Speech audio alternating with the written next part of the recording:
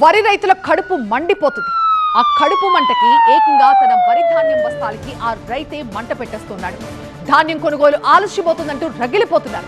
కడుపు మండి కొందరు రైతులు ఇలా ధాన్యానికి నిప్పు పెట్టి తమ నిరసన వ్యక్తం చేస్తున్నారు. కొమరం భీం జిల్లా దహేగా మండలం లగ్గాం గ్రామంలో వరి ధాన్యానికి నిప్పు పెట్టాడు ఒక రైతు. కొనుగోలు కేంద్రాల్లో రోజుల తరబడి తూకం వేయకపోవడంతో ఆగ్రహించిన రైతులు ఇలా ధాన్యానికి నిప్పు పెడుతున్నారు. తూకం వేసిన బస్తాలను సైతం మిల్లులకు తరలించడంలో జరుగుతున్న జాప్యంపై ఆగ్రహాన్ని వ్యక్తం చేస్తున్నారు. మిల్లర్లు ధాన్యంలో కోత విధిస్తున్నారంటూ ఆవేదన చెందుతున్నారు. ఇంకెన్ని రోజులు పడిగాపులు కాయాలంటూ వడ్ల కుప్పలతో పాటు టెంట్లకు కూడా నిప్పు పెట్టారు రైతులు. ఘటనాస్థలికి చేరుకున్న పోలీసులు మంటల్ని అదుపు చేశారు.